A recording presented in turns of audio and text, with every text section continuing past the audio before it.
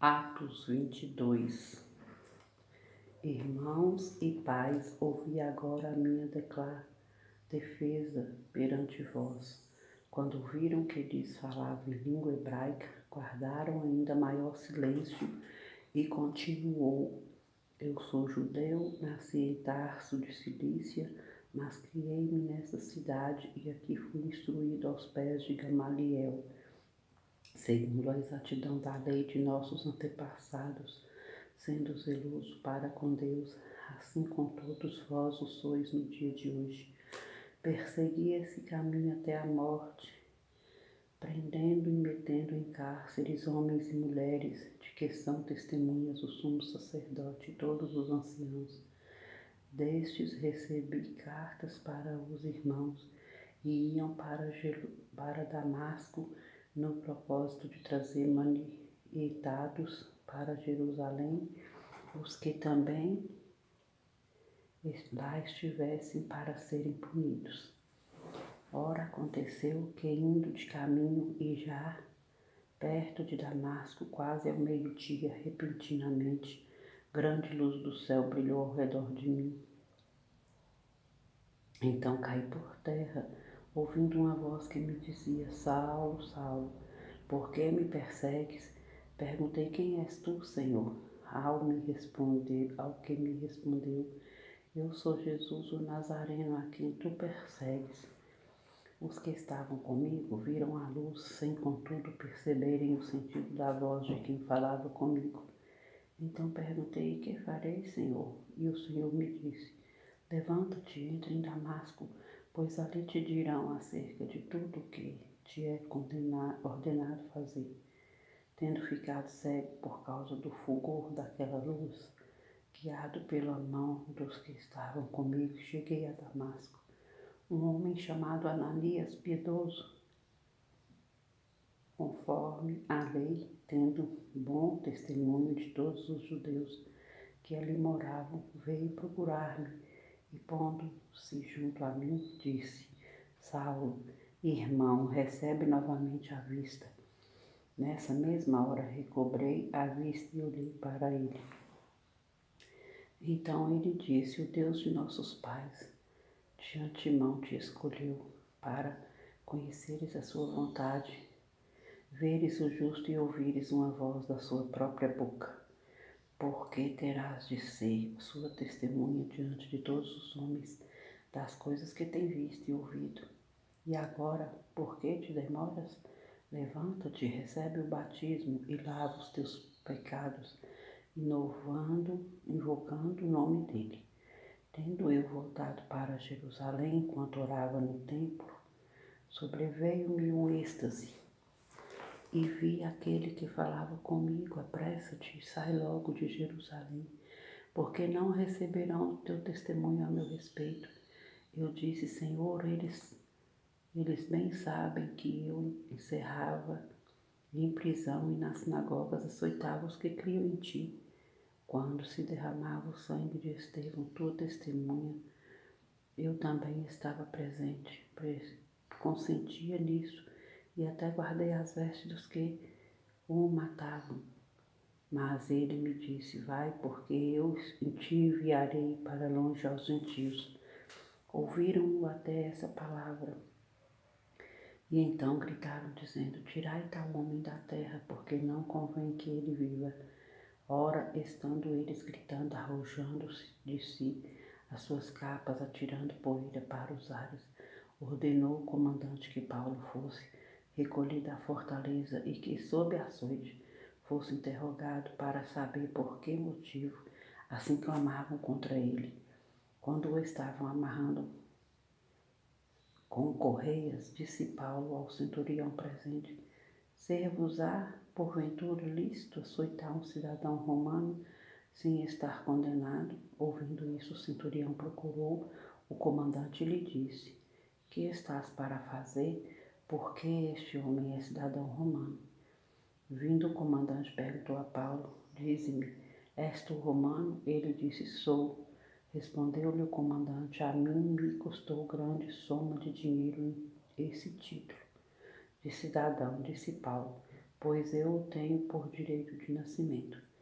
Imediatamente se afastaram os que estavam, para o inquirir com açoites. O próprio comandante sentiu-se receoso quando soube que Paulo era romano, porque o mandara amarrar no dia seguinte, querendo certificar-se dos motivos porque vinha ele sendo acusado pelos judeus. Soltou-o e ordenou que se reunissem os principais sacerdotes e todo o sinédrio, e mandando trazer Paulo, apresentou-o perante eles.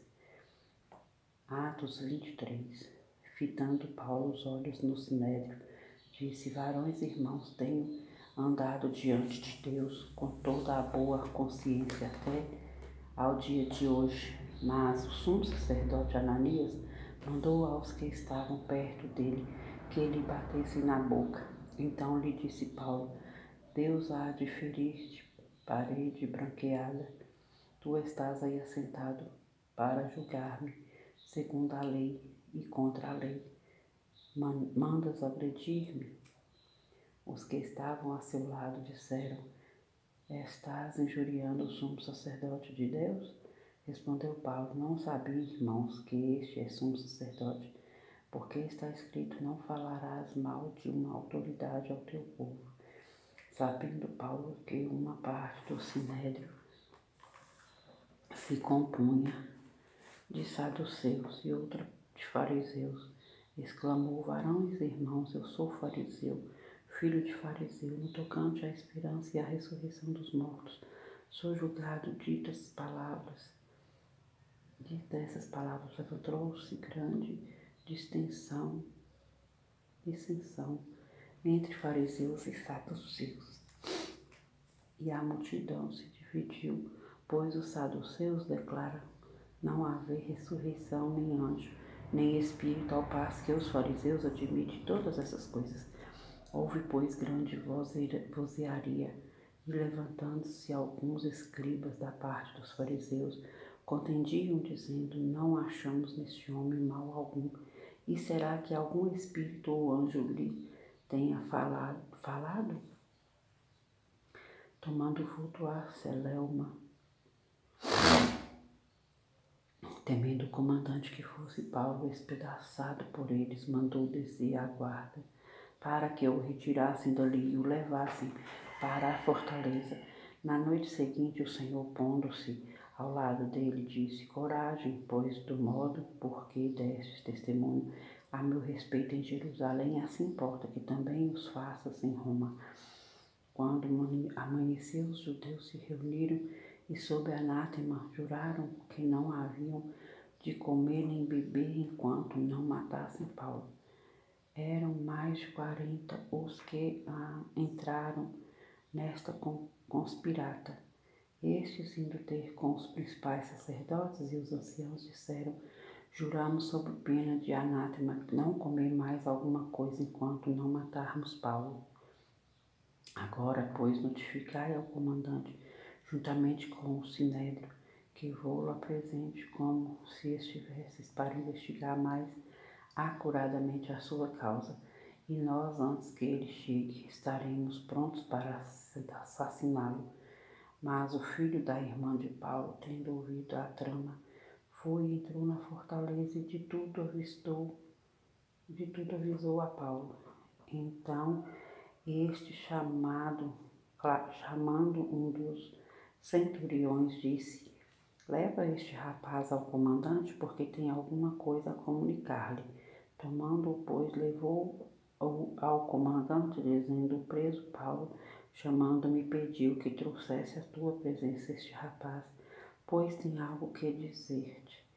Tomou pela mão o comandante e, pondo-se à parte, perguntou-lhe: que tens a comunicar-me? Respondeu ele: os judeus decidiram rogar-te que amanhã apresentes Paulo ao sinédrio, como se houvesse de inquirir mais acuradamente a seu respeito. Tu, porém, não te deixes persuadir, porque mais de 40 entre eles estão pactuados entre si, sob anátema de não comer nem beber enquanto não o matarem. e agora estão prontos, esperando a tua promessa. Então o comandante despediu o rapaz, recomendando-lhe que a ninguém dissesse ter-lhe trazido estas informações. Chamando 2 centuriões, ordenou, tendo de prontidão, desde a hora terceira da noite, 200 soldados, 70 de cavalaria e 200 lanceiros para irem até Cesareia. Preparai também animais para fazer Paulo montar e ir com segurança ao governador Félix. E o comandante escreveu uma carta nestes termos: Cláudio Lísios ao excelentíssimo governador Félix, saúde. Este homem foi preso pelos judeus e estás prestes a ser morto por eles. Quando eu, sobrevindo com a guarda, o livrei por saber que ele era romano, querendo certificar-me do motivo por que o acusavam, fê-lo descer ao sinédrio deles. Verifiquei ser ele acusado de coisas redentes à lei que os rege. Nada, porém, que justificasse morte ou mesmo prisão. Sendo eu informado que ia haver uma cilada contra o homem, tratei de enviá-lo a ti, sem demora, intimando também os acusadores a irem dizer na tua presença o que há contra ele. Saúde. Os soldados, pois, conforme lhes foi ordenado, tomaram Paulo e durante a noite o conduziram até Antipatride. No dia seguinte voltaram para a fortaleza, tendo deixado aos de cavalaria ou o irem com ele, os quais, chegando a Cesareia, entregaram a carta ao governador e também lhe apresentaram Paulo. Lida a carta, perguntou ao governador de que província ele era, e quando soube que era da Cilícia, disse: ouvir-te-ei quando chegarem os teus acusadores, e mandou que ele fosse detido no pretório de Herodes. Atos 24. 5 dias depois, desceu o sumo sacerdote Ananias com alguns anciãos e com um certo orador chamado Tértulo, os quais apresentaram ao governador Libelo contra Paulo. Sendo este chamado, passou Tértulo a acusá-lo, dizendo: excelentíssimo Félix, tendo nós por teu intermédio gozado de paz perene, e também por teu providente cuidado se terem feito notáveis reformas em benefício deste povo, sempre e por toda parte, isso reconhecemos com toda a gratidão. Entretanto, para não te deter por longo tempo, rogo-te que, de conformidade com a tua clemência, nos atendas por um pouco, porque tendo nós verificado que este homem é uma peste e promove sedições entre os judeus esparsos por todo o mundo, sendo também o principal agitador da seita dos nazarenos, o qual também tentou profanar o templo. Nós o prendemos com o intuito de julgá-lo segundo a nossa lei, mas sobrevindo o comandante Lísias o arrebatou das nossas mãos com grande violência, ordenando que os seus acusadores viessem à tua presença. Tu mesmo, examinando, poderás tomar conhecimento de todas as coisas de que nós o acusamos. Os judeus também concordaram na acusação, afirmando que estas coisas eram assim.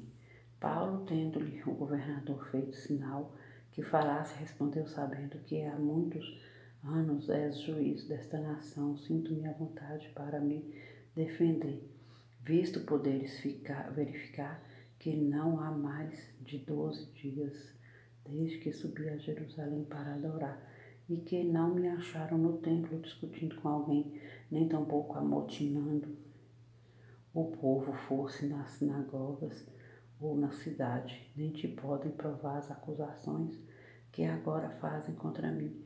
Porém, confesso-te que, segundo o caminho a que chamo seita, assim eu sirvo ao Deus de nossos pais, acreditando em todas as coisas que estejam de acordo com a lei e nos escritos dos profetas, tendo esperança em Deus, como também estes a têm, de que haverá ressurreição tanto de justos como de injustos. Por isso também me esforço por ter sempre consciência para diante de Deus e dos homens. Depois de anos vim trazer esmolas à minha nação e também fazer oferendas. E foi nesta prática que alguns judeus da Ásia me encontraram já purificado no templo, sem ajuntamento e sem tumulto, os quais deviam comparecer diante de ti e acusar-os se tivessem alguma coisa contra mim. Ou estes mesmo digam que iniquidade acharam em mim por ocasião do meu comparecimento perante o sinédrio. Salvo estas palavras que clamei estando entre eles, hoje sou eu julgado por vós acerca da ressurreição dos mortos. Então Félix, conhecendo mais acuradamente as coisas com respeito ao caminho, adiou a causa, dizendo: quando desceu o comandante Lísias, tomarei inteiro conhecimento do vosso caso. E mandou ao centurião que conservasse a Paulo detido, tratando-o com indulgência e não impedindo que os seus próprios o servissem. Passados alguns dias, vindo Félix com Drusila, sua mulher, que era judia, mandou chamar Paulo e passou a ouvi-lo a respeito da fé em Cristo Jesus, dissertando ele acerca da justiça, do domínio próprio e do juízo vindouro. Ficou Félix amedrontado e disse: por agora podes retirar-te, e quando eu tiver vagar, chamar-te-ei. Esperando também ao mesmo tempo que Paulo lhe desse dinheiro, pelo que chamando mais frequentemente conversava com ele. 2 anos mais tarde, Félix teve por sucessor Pórcio Festo, e querendo Félix assegurar o apoio dos judeus, manteve Paulo encarcerado.